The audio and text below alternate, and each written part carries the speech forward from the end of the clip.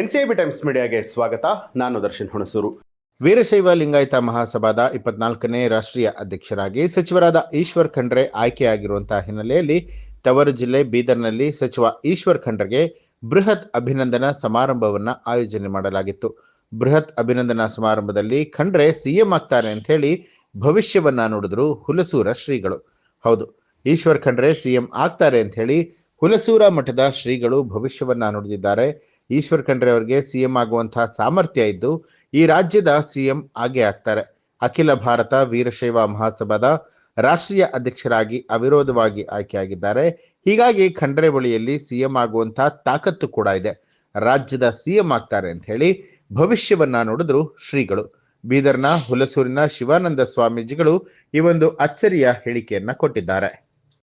ನಮ್ಮ ಈಶ್ವರ ಬಿ ಖಂಡ್ರೆ ಅವರು ಇನ್ನೂ ಉನ್ನತವಾದಂಥ ಹುದ್ದೆಗೆ ಏರಲಿ ಅಂತ ಹೇಳಿದರು. ನಾನು ಮುಂದೆ ಒಂದು ದಿನ ಏನಕ್ಕೆ ಗ್ಯಾರಂಟಿ ಅವರು ಈ ನಮ್ಮ ಕರ್ನಾಟಕದ ಮುಖ್ಯಮಂತ್ರಿಗಳಾಗಿ ಗ್ಯಾರಂಟಿ ಅವರು ಹಾಗೇ ಆಗ್ತಾರೆ ಅನ್ನತಕ್ಕಂಥ ಭರವಸೆ ನನಗದ.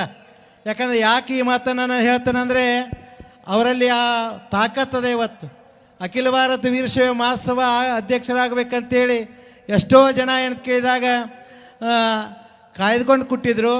ಆದರೆ ಸಹಜವಾಗಿ ಏನು ಕೇಳಿದಾಗ ಎಲ್ಲರ ಅವಿರೋಧವಾಗಿ ಸನ್ಮಾನ್ಯ ನಮ್ಮ ಈಶ್ವರ್ ಬಿ ಖಂಡ್ರೆ ಅವರಿಗಿದ್ದಾರೆ. ಅದಕ್ಕಾಗಿ ಅವರಿಗೆ ವಿಶ್ವಗುರು ಬಸವಣ್ಣವರು ಇನ್ನೂ ಆಶೀರ್ವಾದ ಕೊಡಲಿ, ಅವರ ಜೀವನ ಒಳ್ಳೆಯದಾಗಲಿ.